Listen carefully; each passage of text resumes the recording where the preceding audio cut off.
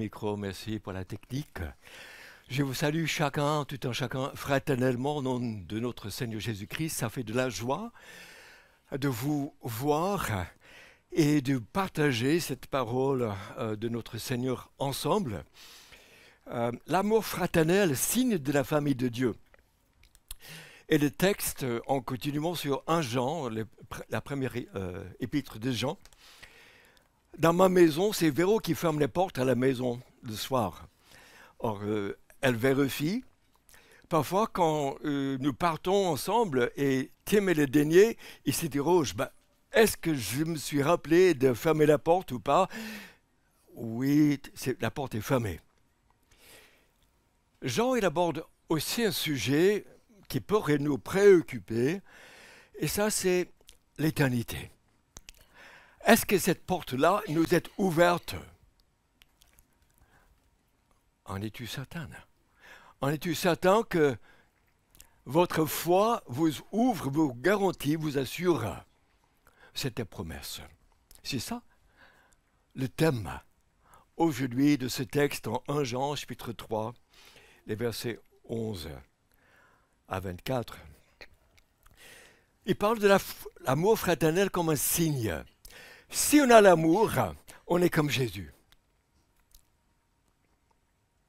On va avec Jésus, on connaît Jésus et on vivra avec lui et par lui. S'il n'y en a pas dans notre vie, interrogeons-nous. Si ce n'est pas si évident, là, est-ce que nous connaissons vraiment le Seigneur? Donc, 3 idées dans ce texte. Premièrement, s'aimer, c'est vivre de Dieu. Ça nous démarque, ça nous distingue dans un monde de conflits, de déchirements, d'égoïsme. Ne pas haïr, Jean dit, comme le diable. Jean est catégorique. Il connaissait Jésus et marchait avec Jésus. De 2, aimer en acte comme Dieu. Dieu n'a pas dit « Bon courage pour la rentrée ». Il a dit « Je serai avec vous jusqu'à la fin du monde ». Il agit, notre Dieu. Et puis de 3, rassurons-nous nos cœurs devant lui. Avons-nous vraiment cette paix ce matin pour aborder tout et n'importe quoi devant cette année? Sommes-nous prêts à y faire face? C'est ça que Jean veut. C'est ça que Dieu nous dit par son esprit. C'est de venir avec une assurance. J'ai mon Dieu avec moi. Le combat est sien. On entre ensemble. J'ai l'assurance. Quoi qu'il m'advienne. Donc, s'aimer, c'est vivre de Dieu, ne pas haïr comme le diable. Voici le message, 1 Jean 3, 11, que vous avez entendu dès le commencement, aimons-nous les uns les autres. Il est clair. Voici le message. C'est depuis le commencement, depuis qu'on est avec Jésus. Il nous l'a dit, ces derniers mots, quand il s'accroupit pour nous laver les pieds. Je vous donne un exemple. Il dit, c'est dès le commencement, Jean dit, le commencement de la communauté chrétienne, le commencement même avant cela, Lévitique 19, tu aimeras ton prochain comme toi-même. Ça remonte. Pas comme Caïn, dit Jean. Il était du côté du malin. Il se distinguait nettement, lui. Il tua son frère. Ses œuvres étaient mauvaises. Pourquoi a-t-il tué son frère? Parce que ses œuvres étaient mauvaises et celles de son frère, Abel, étaient justes. Abel n'était pas mauvais. Il ne l'a pas tué parce qu'il méritait. Au contraire, il n'avait pas les œuvres justes lui-même. Et Jésus a dit lui-même, vous avez pour père le diable, il a été meurtrier dès le commencement. De quand qu'il se démarque? Dès le commencement du Jésus-Christ, aimez-vous les uns les autres, et du peuple de Dieu même. Du côté de ce monde sans Dieu, premier frère, il tua son frère. Donc, deux situations nettement différentes. Et l'apôtre Jean veut qu'on soit averti, qu'on nous soit avertis. Et pas dans cette deuxième catégorie avec le monde qui dit, bah, tu sais, je fais, c'est comme ça, et on se laisse emporter par les mauvais désirs du cœur. Qui n'aime pas son frère, il reste dans la mort, dit l'apôtre Jean. Il est un meurtrier, il n'a pas la vie éternelle en lui.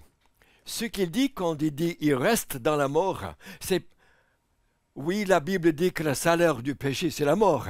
Quand on fait du mal, la relation se brise et on souffre. Le salaire du péché, c'est la mort, avec Dieu aussi. Mais plus que ça encore, l'apôtre Jean nous rappelle qu'on entre dans ce monde comme des morts spirituels et comme des condamnés, comme des héritiers d'un couple qui s'est détourné de Dieu, est devenu esclave de cette rébellion. Et donc, on partage, de par notre héritage et notre mauvais cœur de nature, une rébellion qui nous fait proie à faire du mal et que la vie éternelle n'est pas en nous. Donc, rester dans la mort, ce qui dit par cela, c'est qu'en fin de compte, si Dieu ne nous transforme pas, ne nous change pas, ne vient pas dans notre vie, et si vous n'avez pas pris cet engagement, vous êtes mort spirituellement. Ce qu'il dit. Le monde autour de nous est donc sous la condamnation de Dieu. Jean nous le dit, Dieu a envoyé son Fils pour les enlever. Parce que la situation est catastrophique. Sans lui, nos cœurs sont prisonniers de mauvais désirs et restent dans la mort spirituelle et peuvent céder à la haine et d'autres actes qui tuent. Jésus dit, oui, vraiment, je vous l'assure, celui qui écoute ce que je dis et qui place sa confiance dans le Père qui m'a envoyé, possède dès à présent la vie éternelle. Il ne sera pas condamné, il est déjà passé. Il est déjà passé. Celui qui entend le Père, celui qui met sa confiance en Dieu, celui qui a envoyé son Fils, il a dorénavant déjà, Jean 5, 24, la vie éternelle. Il vit donc, malgré les difficultés, malgré le combat, malgré même la haine d'un monde qui s'en prend à Dieu dans sa rébellion ou aux chrétiens, vous êtes passé de la mort à la vie. Si vous n'avez pas sciemment et consciemment mis votre confiance dans ce Dieu qui a envoyé le Sauveur du monde, vous n'êtes pas encore dans la vie, quoi que vous en disiez.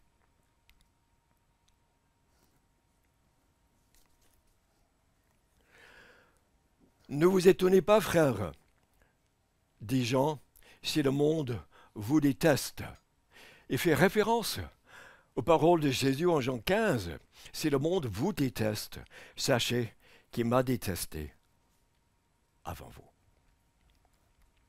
Le monde, pour Jean, est ce groupe de personnes simplement réunies contre Dieu avec les cœurs rebelles et qui donc ne veulent pas de Dieu, ne veulent pas qu'il règne sur lui, sur eux. Et donc ce peuple-là qui donc est proie à la haine et donc continue dans cette forme de mort spirituelle qui tourne dans le vide pour chercher la vraie vie. En l'URSS, en 1945, sous Staline, il y avait un médecin juif de nom de Kornfeld. Et il était intrigué par un des détenus qui recitait le Notre Père. Et ses paroles l'ont attiré étrangement. Et petit à petit, Kornfeld a vu que Jésus-Christ est entré dans ce monde. Lui-même était juif, Kornfeld. Il commence à s'identifier que Jésus-Christ est entré dans ce monde comme pour lui, médecin, pour guérir, pour bénir et pour délivrer de tous les maux. Et dans un camp de concentration, il en a vu.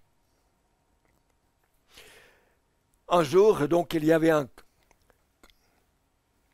aide-soignant qui a perçu voler de la nourriture des autres. Il a dénoncé au commandant. Or, il y avait déjà des meurtres dans le camp. Il savait qu'il pourrait avoir des représailles. Mais pour lui, il était devenu chrétien. Il a donné sa vie à Christ. Il avait une forme de liberté, d'une assurance que quoi qu'il lui advienne, quoi qu'il pourrait lui arriver, il aurait Dieu avec lui. Et donc, il le dénonce.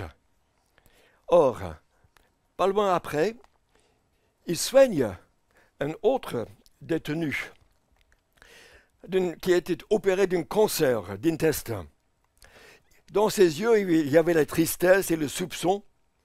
Et Kornfeld, avec cet espoir qu'il avait un Christ parmi la misère qui était dans ce monde, commence à lui parler de Jésus.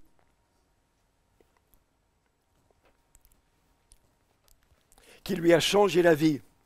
Or, il était sorti donc de bloc opératoire, il était donc entre fièvre et l'anesthésie, mais il avait témoigné tout de même que la souffrance que nous portons parfois dans ce monde à cause de nos péchés, c'est Dieu aussi est intervenu porter. Cette nuit-là, Kornfeld, lorsqu'il dormait à l'infirmerie, a reçu des coups mortels au crâne. Lui-même est décédé. Mais par son témoignage et les dernières paroles de ce médecin qui lui parlait de la douleur, de la souffrance, mais aussi de l'espérance et d'un Dieu sauveur, ça l'a travaillé. Lui-même est devenu chrétien et en 1970 a reçu donc le prix Nobel pour la littérature, l'archipel du Goulag. La haine a détruit la vie. C'est le lot de ce monde. N'a pas la force. Et l'amour donne la vie. La haine du monde, pour les œuvres justes, affirme notre vie en Christ. Et si vous êtes ciblé parce que vous êtes chrétien, réjouissez-vous. Beaucoup dit Jésus-Christ. L'amour, malgré la haine, est preuve de la vie éternelle en nous.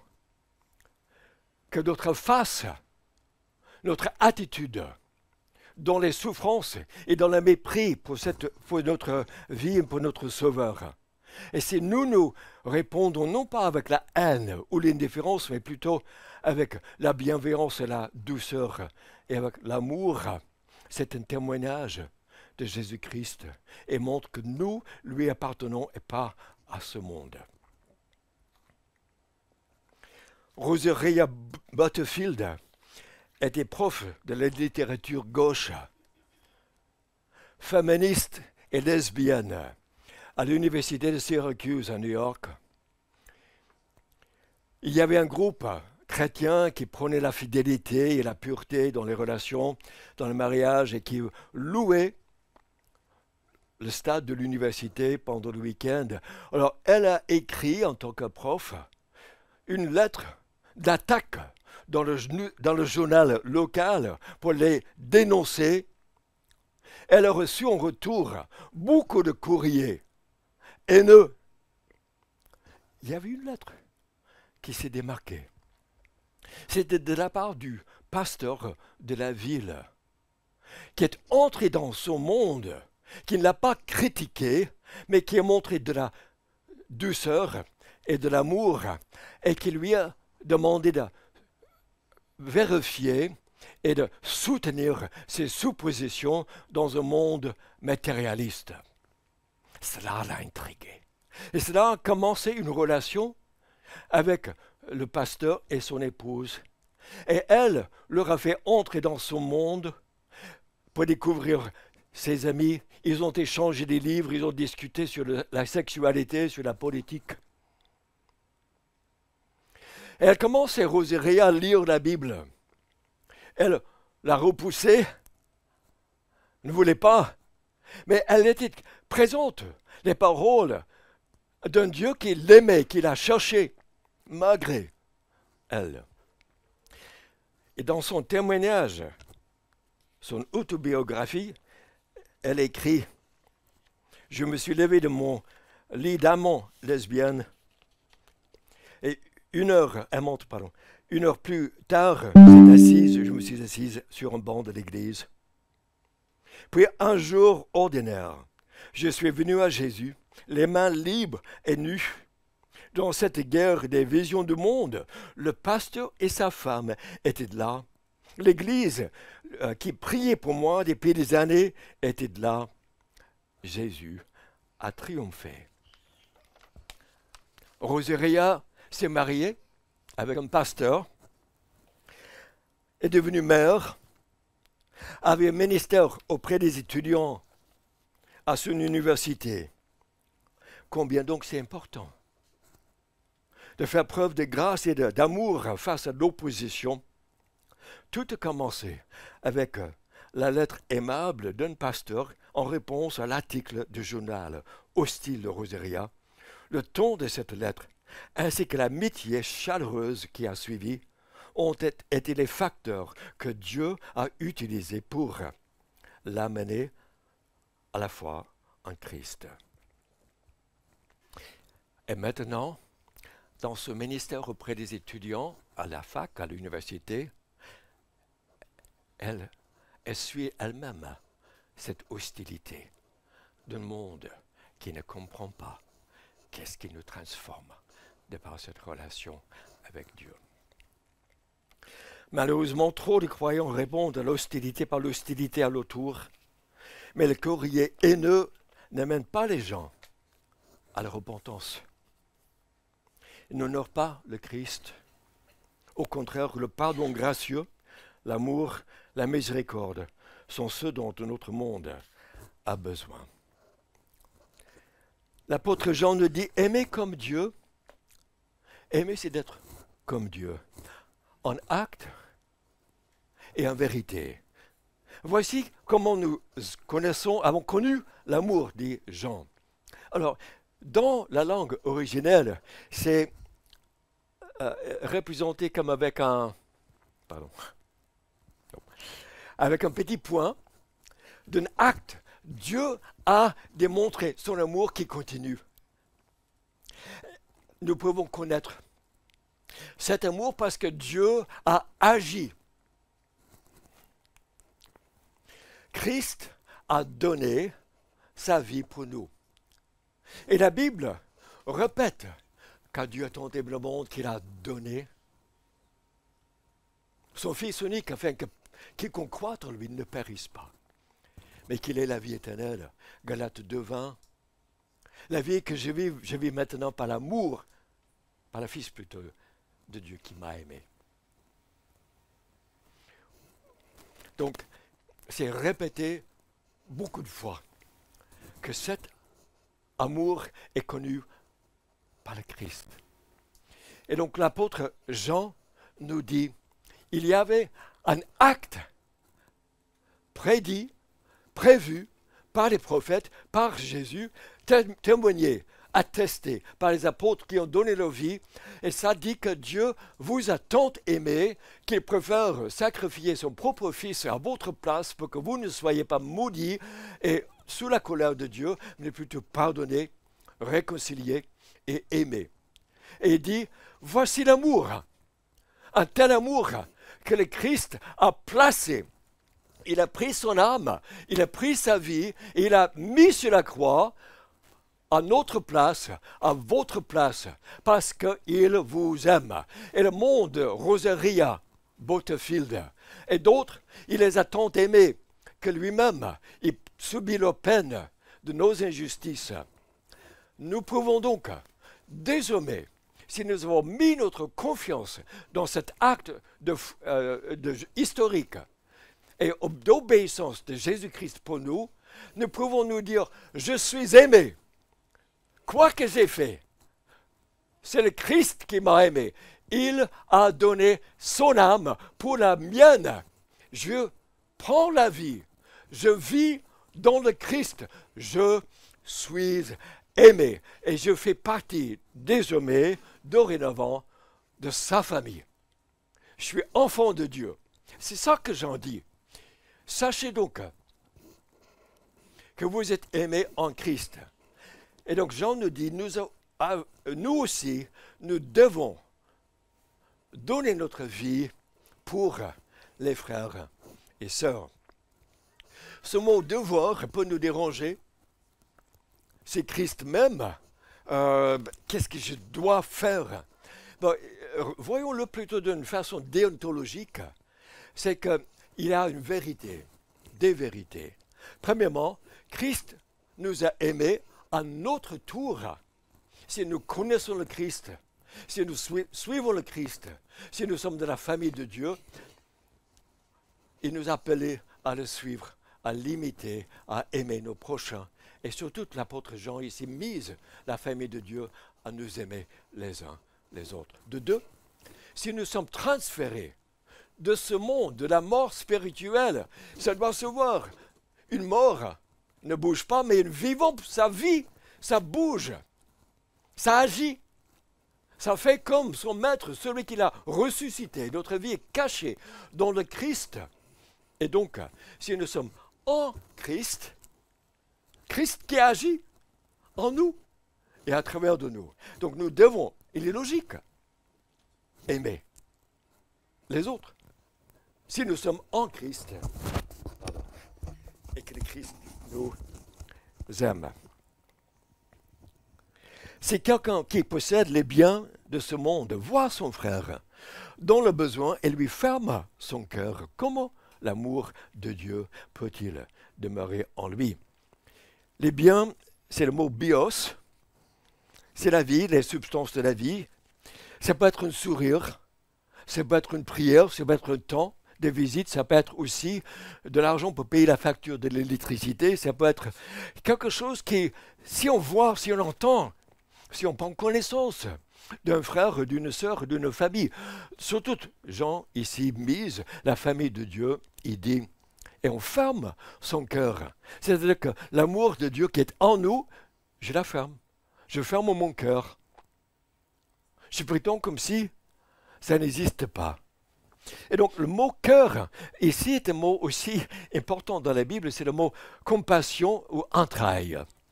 Jésus a eu compassion de la foule. Il a donc, parce qu'elle était comme languissante et accablée, abattue. Et donc Jésus était ému de compassion. Il vivait par compassion. Il guérissait, il donnait. Alors, si nous avons Jésus, Jean nous dit de ne pas nous fermer le cœur, ne pas étreindre Jésus, ne pas le squeezer pour que lui-même, il n'ait plus de place et fermer notre cœur. Jésus a répondu à nos besoins. Regardons, notre besoin, nous étions rebelles avec Dieu, il était complètement obéissant pour nous, pour que sa justice s'applique à nous. Nous étions sous les mauvais désirs, Jésus nous libère par la puissance de don de son esprit. Nous étions sous la colère de Dieu, condamnés, à tel point on n'aurait pas même pu se riger, se placer devant Dieu. Et lui a pris la colère sur la croix. Ce n'était pas d'une pique-nique. La mort spirituelle aussi, nous-mêmes, il a donné sa vie, il ressuscite. Il a pleinement, si nous ne sommes pas encore sûrs, mettez votre confiance, accrochez-vous à Jésus-Christ pour que vous expérimentiez sa vie. nous sommes condamnés pour l'éternité naturellement, et Jésus-Christ nous défend comme celui qui a pris notre châtiment et nous dit libre. Et nous avons de la haine pour Dieu, naturellement, et pour d'autres. Et Jésus, en nos cœurs pauvres, répand son amour. Donc, il n'a pas ignoré nos besoins. Il a montré l'amour pour nous. Petits enfants des gens, dans cette famille, petits enfants, n'aimons pas en parole et avec la langue, mais en acte et avec vérité. Et je pense, et les commentateurs ont fait référence au texte en Luc 10, où il y avait un scribe qui taraudait, qui tenaillait Jésus pour lui demander, mais que dois-je faire, maître, bon maître, pour avoir la vie éternelle? Et Jésus lui dit, tu connais le commandement? Il a dit, oui, aime Dieu, aime ton prochain. Et puis, il est un peu gêné par cette réponse. Et donc, le scribe lui dit, ben, qui est mon prochain? Donc, pirouette. Et donc, Jésus lui raconte l'histoire d'un homme qui a été tabassé à la sortie de la ville et laissé pour compte, laissé pour mort. Il y avait un Samaritain qui était un juif, mais qui suivait d'autres traditions, donc qui n'était pas vraiment pur juif. Et donc, il n'y avait rien vraiment de bon d'habitude. Et il y avait mauvaise presse.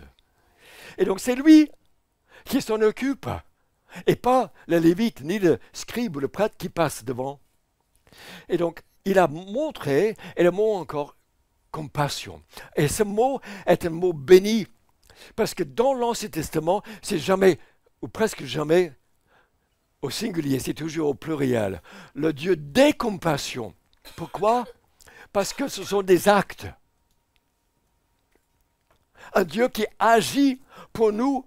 Si Dieu a donné son propre Fils et il nous partage l'éternité et la vie éternelle, et il nous permet d'être au ciel avec lui et d'avoir tous ses bienfaits, ses richesses, son amour, sa bonté.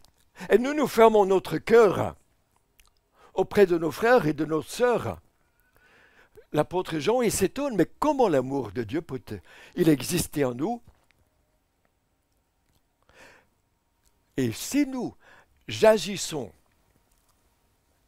et le mot là est agir, et nous saurons que nous sommes de la vérité.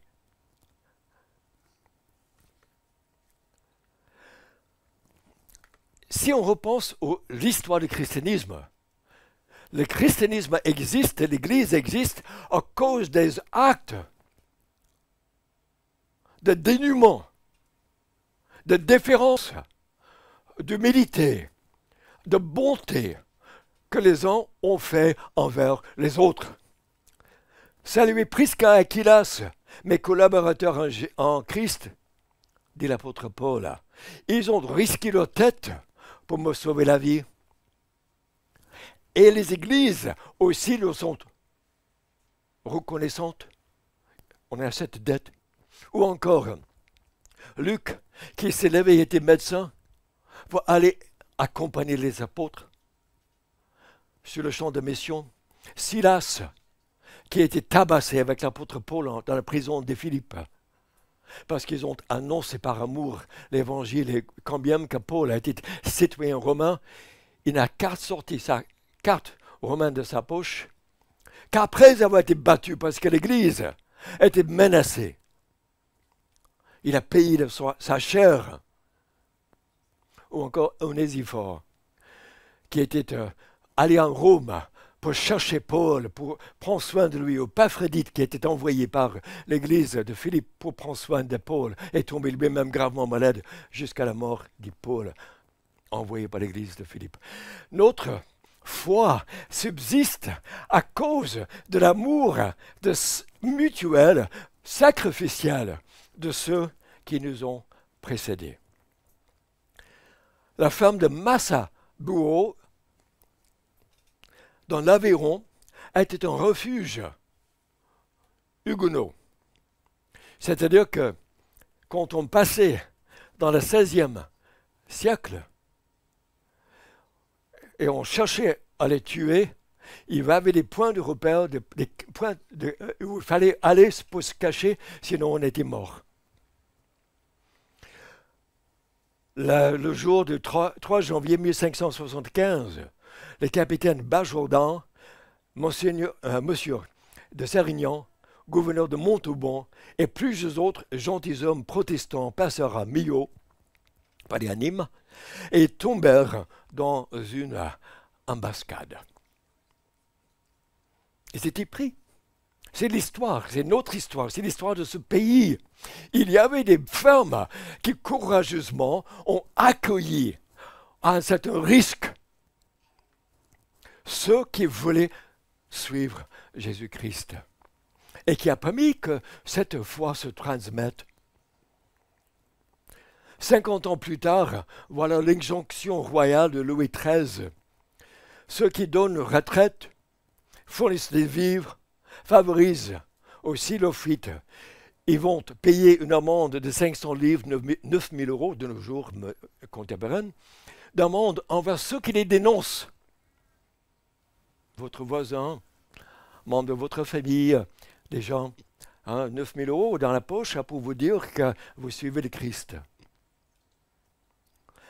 Et vous allez en prison, vous supportez le logement des troupes en pure perte pour 1 année et votre maison est rasée. Il y en avait des courageux.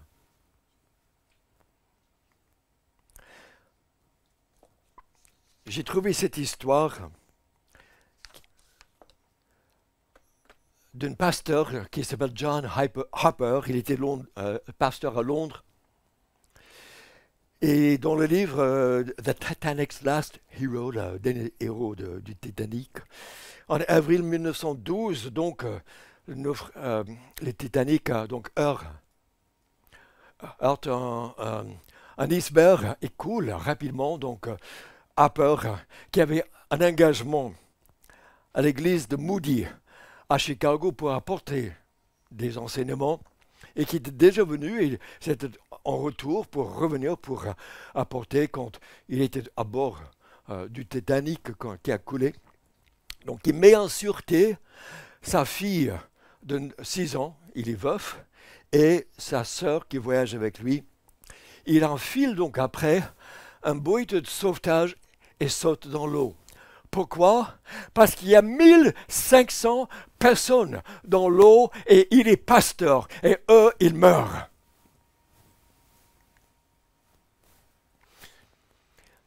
Et Harper va donc de personnes naufragées à lui annoncer le salut en Jésus-Christ parce que c'est imminent le mort. 700 vont se perdre cette nuit-là. Et donc Harper, il va leur dire que mettez votre espoir en Christ. Certains ont cru. Donc il va vers un jeune homme et lui annonce le Christ et lui demande s'il est prêt à lui faire confiance. Ils mourront. Et le jeune homme lui dit non. Harper enlève son gilet de sauvetage et le passe à ce jeune homme. Vous avez besoin plus que moi. Alors ce jeune homme, c'est lui qui raconte 4 ans plus tard que Harper, ses derniers gestes étaient de nager, de naufrager à naufrager sans gilet de sauvetage, sachant que lui-même il mourrait pour leur annoncer le Christ, pour que eux, quand eux, ils passent, ils ne font pas face à un Dieu qui ne peut pas les recevoir, mais qu'au contraire, qui les aime, même dans la détresse actuelle et mort imminente.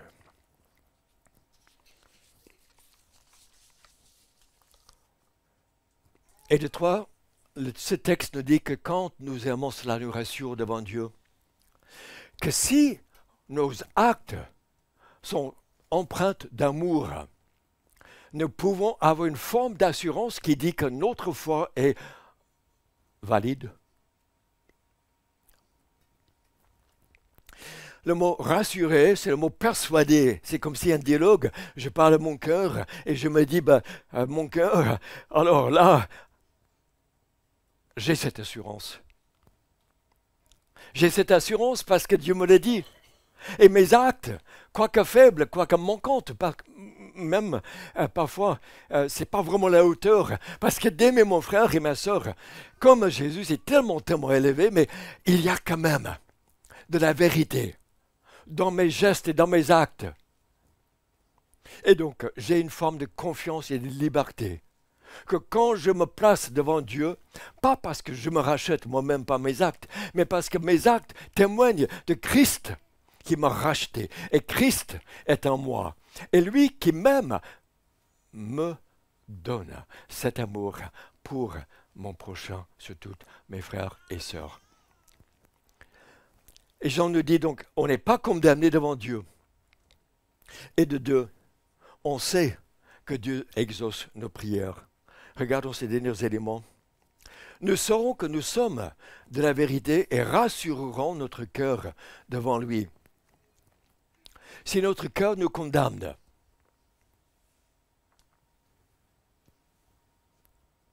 parce qu'on ne sait pas, ou qu'on sait bel et bien qu'on n'est pas encore fait cette démarche, on n'a pas encore mis notre confiance en le Christ, ou encore, notre cœur nous condamne parce que parfois nos actes sont en deçà, pas la hauteur de Christ. Et donc nous pouvons être dans la détresse dans notre cœur. Jean rajoute, Dieu est plus grand. Plus grand quoi? Il est plus grand que mon cœur. C'est mon cœur qui me condamne. Je dois vraiment faire très attention devant Dieu. J'aurai pas d'espoir. Mais, de deux, si j'ai mis ma confiance en Christ, Dieu est plus grand et plus riche en amour et en pardon et en compassion que mon pauvre cœur qui essaie de lui obéir et essaie de le suivre. Et Dieu sait tout. Il connaît les motivations de mon cœur. Et il sait qu'aimer ça coûte. Il connaît que lui-même, il a payé ma dette. Et que si je reconnais mes péchés et je m'attache à Christ qui me pardonne et qui me purifie, la Bible dit, de toute injustice, et donne son esprit qui transforme. Et donc, ce n'est pas notre cœur qui est le dernier arbitre. Ce n'est pas nos sentiments. Oui, je sens, non, je ne sens pas. C'est Dieu. Dieu est plus grand. Et dans son jugement, il sait tout sur nos vies, sur nos actes, et il sait tout sur son salut, pourvu. Et notre foi, qui est valable, si nous mettons notre confiance en Christ, et qu'il se voit, parce que nous aimons de par le Christ, ceux autour de nous. Dans le film, la liste de Schindler, l'industriel Oskar Schindler, allemand, est troublé par l'emprisonnement et la liquidation du peuple juif. Il a une usine et donc il fait venir ceux qui peuvent occuper divers postes de travail dans l'usine. À la fin de la guerre, quand le camp de la mort va être libéré, et Schindler, qui est remercié par ceux qui ont survécu, qui grâce à son amour, sa bonté, sa générosité, d'une certaine forme, sa compassion, mais il est troublé. Il sort de sa poche une montre qu'il a gardée. Pourquoi est-ce que j'ai gardé cela? J'aurais pu encore payer, soudoyer une garde, quelqu'un, pour encore sauver une vie. J'en ai pas fait assez. Je n'ai pas fait assez. Or, si notre conscience nous condamne, Est-ce pour de vrai? Savons-nous la mort de Christ pour nous?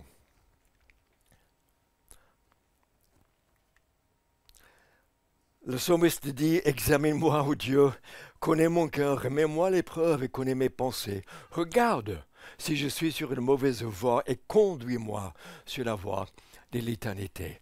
Soyons honnêtes, on le sera devant Dieu, il sait tout. On le paraîtra devant lui, on répondra pour tout. Notre foi est-elle vraie, valide, bonne?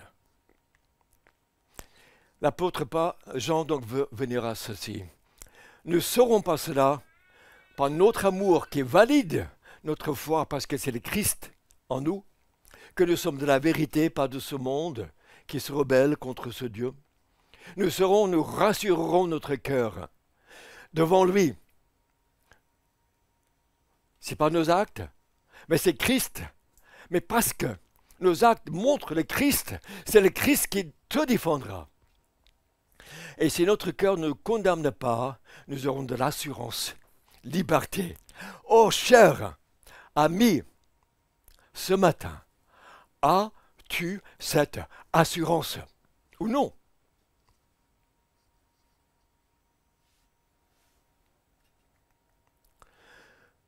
Et quoi que nous demandions, nous le recevons, dit Jean, parce que nous gardons ses commandements et faisons ce qui lui est agréable.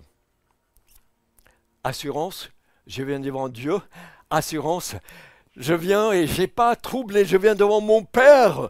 Il m'a tant aimé, il a donné son Fils. Pour moi, me connaissant, il me prend pour son enfant, tel que je suis, et il me transforme pour que pour l'éternité je sois sien. J'ai de l'assurance et je viens. Et je bois non pas de la condamnation, non pas de doute, non pas de stress, mais de l'amour devant lui qui connaît ma condition et qui apaise mon cœur. Et donc je lui demande pour l'amour, pour les autres, je demande aussi que, comme Harper dans les eaux glacées, je demande aussi qu'ils connaissent l'amour d'un sauveur seul, qui est mort pour eux et qui leur donne la vie. Son commandement, il résume à aimer Dieu, croire en son Fils, seul sauveur, et de nous aimer. Qui les garde demeure en Dieu, Dieu demeure en lui, intimement. C'est maintenant l'assurance. Si je garde les commandements, si j'aime mon frère, ma soeur, je sais, j'appartiens à Dieu. Il demeure en moi et moi, je demeure en lui. Et quelle joie et quelle assurance que quoi qu'il m'advienne ou tel que je suis, il m'aime et m'arrange cette vie pour qu'elle le glorifie et le montre. Parce qu'il y a un sauveur. Ce monde n'est pas abandonné, n'est pas que condamné. Il y a aussi un peuple qui l'appelle à lui-même et marche, et Dieu demeure en eux. Parce que pour l'éternité, il nous veut. Il veut encore d'autres autour de nous. Donc demeurons en lui, gardons ses commandements en aimant. Pour terminer, l'apôtre Jean a dit 5 fois dans ce texte, nous savons. Il faut qu'on sache quelque chose. Il ne veut pas qu'on soit dans le doute, je ne sais pas, peut-être, et puis on soit sur la sellette toute notre vie et qu'on soit cuisiné et qu'on n'ose pas venir devant Dieu et qu'on doit le fuir parce que... Non, nous savons, premièrement, point d'interrogation, est-ce qu'on le sait pour toi? Que nous sommes passés de la mort à la vie? Qu'aucun meurtre n'a la vie éternelle, c'est-à-dire ceux qui sont de ce monde. Ils produisent des actes. Nous sommes aimés. Christ a donné sa vie pour nous. Pour toi, tu es vraiment, vraiment aimé par Dieu. Nous sommes de la vérité. Limpide. Dieu sait. Nous sommes dans la vérité. Rien n'est caché. nous rassurons nos cœurs devant lui. Et Dieu demeure en nous par son esprit. Prions le Seigneur. Père éternel, énorme merci pour le Christ. Oh, combien de vies il a changé. Et nous allons les rencontrer, nous allons prendre place. Ceux qui, parmi nous qui avons mis notre confiance dans le Christ sale. Et c'est lui donc qui répond par amour pour nous tels que nous sommes, parce que nous sommes désespérément en misère, en rébellion, que seul le Fils de Dieu peut nous sauver.